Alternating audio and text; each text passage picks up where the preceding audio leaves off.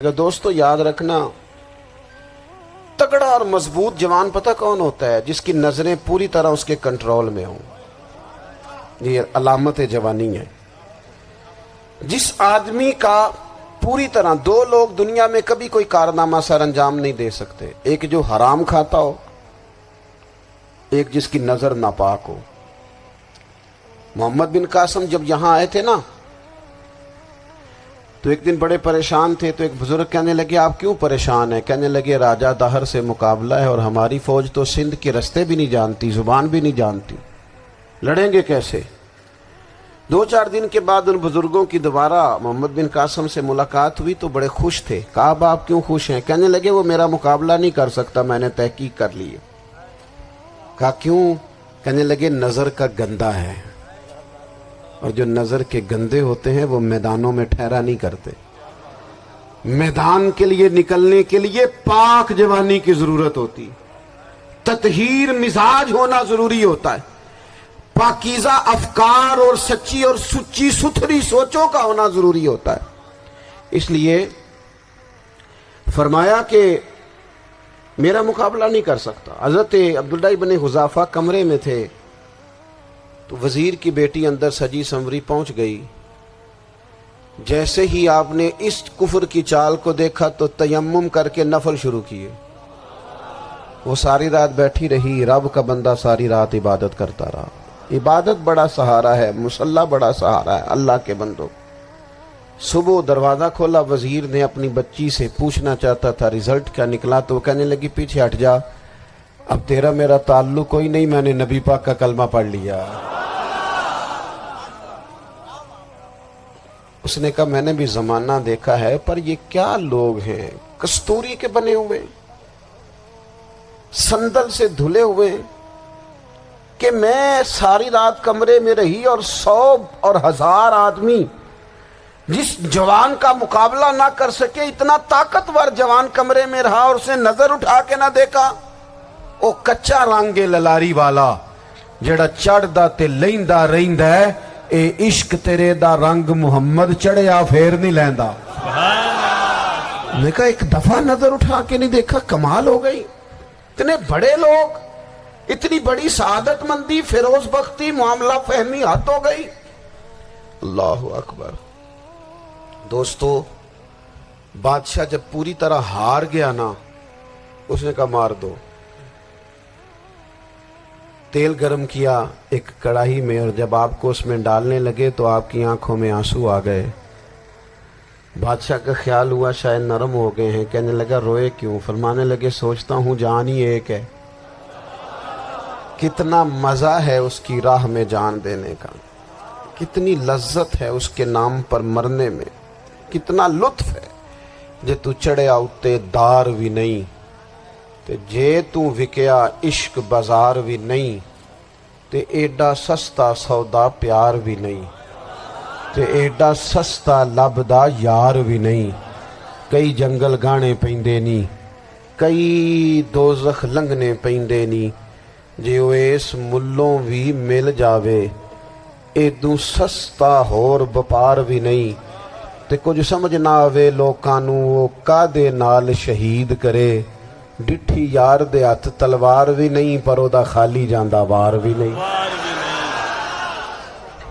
کہنے لگے ایک جان ہے نا، تو دل کرتا ہے ہزاروں ہوتی تو ایک ایک کر کے محبوب کے نام پہ قربان کرتا، جب میرے پاس ہے ہی ایک، کروں کیا؟ حضرت عبداللہ ابن حذافہ رضی اللہ تعالیٰ عنہ جب روئے اور بادشاہ نے یہ بات سنی، تو بادشاہ اٹھ کے کھڑا ہو گیا، سارے وزیروں مشیروں کو کہنے لگا تم نے کہا تھا نا بندہ ضائع کرنے والا نہیں، یہ بھی ضائع کرنے والا نہیں۔ کہنے لگا میرا ماتھا چومو، تم جیسے لوگوں کو قتل نہیں کرنا چاہیے، آزاد کرنا چاہیے۔ عزیز اپنی زندگی سے نا یہ بہت زیادہ ہرس، ہوس، طمع، اور یہ کسی بات کی بھی ہو، ہرس صرف پیسوں کی نہیں ہوتی، شہرت کی بھی ہوتی ہے، یہ بیماری انسان کو اقتدار کی بھی ہوتی ہے، تعریف کی بھی بیماری ہوتی ہے، یہ سارے نقص ہوتے ہیں لوگوں کو، اور معاذ اللہ بعض جبوں کبوں کے اندر بھی ہوتے ہیں، وہاں بھی پنپتے ہیں۔ اپنی زندگی جب تک اس سادگی میں نہیں لاؤ گے جو رسول پاک نے عطا فرمائی ہے، جب لوگ آسانیوں میں پوری طرح الجھ گئے تو پھر وہ دور ہوئے اور کفر چڑھ گیا۔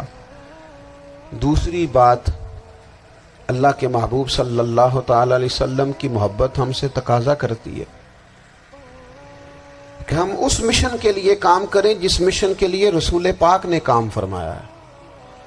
ہم سارے کام بڑی مضبوطی سے، سوچ سمجھ کے، تدبر سے، حکمت سے، تقاضوں کو مد نظر رکھتے ہوئے کرتے ہیں۔ سارے کام، دین کے کام میں ہمارا مزاج نہیں ہوتا۔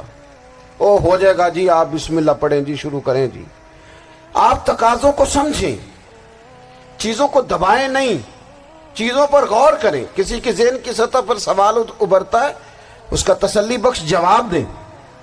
اپنی زندگی میں دین کے کام کے لیے اپنے آپ کو وقف کریں، اور دین کے کام کے بہت سارے پہلو ہیں۔ ہزاروں لوگوں کو قرآن پاک ٹھیک پڑھنا نہیں آتا، ہزارہ لوگ ہیں جو قرآن مجید کے مطالب سے آگاہ نہیں ہیں، دین کی بنیادی ضروریات سے لوگ نابلد ہیں۔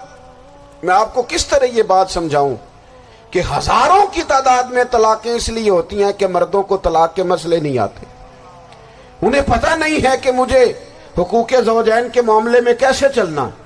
ڈھیر سارے گھروں میں تباہی اس لیے ہے کہ تربیت اولاد کا دینی منہج ہمیں نہیں پتا۔ اپنا حصہ ملائیں دین کے کام میں۔ ایک آدمی کو اگر تو نمازی کرنے میں کامیاب ہو گیا، تیری زندگی بدل گئی۔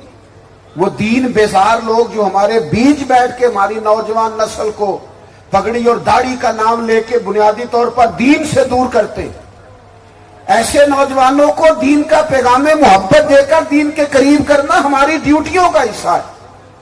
ہمیں ذمہ داری کا احساس کرنا پڑے گا، ہمیں یہ خاص قدم اٹھانا پڑے گا، توجہ دینی پڑے گی۔ مساجد، مدارس، میں آپ سے عرض کروں، اتنی ڈٹ کے مخالفت ہوتی ہے نا مدرسوں کی، اتنی ڈٹ کے۔ میں ادارہ چلاتا ہوں، اس کے چلانے میں جو مشکلات ہیں وہ تو ہم بتا نہیں سکتے آپ کو، اس لیے کہ میری قوم، میرا اس قوم سے تعلق ہے جو نعت خواں امیر کرنا چاہتی ہے، مدرسے نہیں۔ ہاں، نقیب خطیب پیدا کرنا چاہتی ہے، شعر و شاعری کی زندگی کو پروان چڑھانا چاہتی ہے۔ فقط ہمارا ان لوگوں سے تعلق ہے جو لاکھوں کروڑوں روپیہ محافل پہ لگائیں گے، اور قاری صاحب بیچارے اگر مسجد کا کوئی ہونے والا کام کسی وقت بتا دیں گے تو وہ بڑی مشکل آ جائے گی ان کے لیے۔ یہ کیسے ہو سکتا ہے، آپ نے یہ ڈیوٹی بتا دی۔ مدارس، اور جتنا اہم رول دین کو پھیلانے میں مدارس اسلامیہ کا ہے، اتنی زبردست، لوگوں کا خیال ہوتا ہے میری طرح کے لوگ شاید کام کرتے ہیں، ڈیوٹی کرتے ہیں۔ یہ 10-15 لوگ آپ کو نظر آتے ہیں جو آپ کو کہیں میڈیا پر یا ادھر ادھر ڈیوٹی کرتے، مخلص لوگ اپنی جگہ پہ، وہ بھی بڑا ہی کام کر رہے ہیں، جو میڈیا پہ آ کے بھی اخلاص سے اور درد دل سے کو دین کی، ان کی بھی کسی بات کی حوصلہ شکنی نہیں۔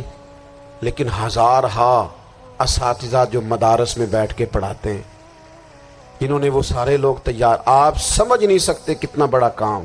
حفظ کا استاد جو ہوتا ہے نا، اس کی ڈیوٹی 24 گھنٹے ہوتی ہے، فجر سے پہلے، اور اس نے بچوں کو اٹھانا۔ تنخواہ تو ہم انہیں دینا نہیں نہ چاہتے جی، تنخواہ نہیں دی انہوں نے، ہمیں مولوی امیر نہ ہو جانا۔ مولوی نو تے سوٹ بھی 27ویں والی رات دے عید ہے تاکہ کدھر سوان کے عید والے دن پا نہ لوے، چونکہ 27ویں تو بعد تے درزی پھڑتا ہی کوئی نہیں، کیوں حضرت؟ ایسے ہی ہے نا، اس وقت تو نہیں نہ لیتا۔ تو ہم چاہتے ہیں مولوی ہماری مرضی کے ہماری طرح کا سوٹ نہ پہن لے۔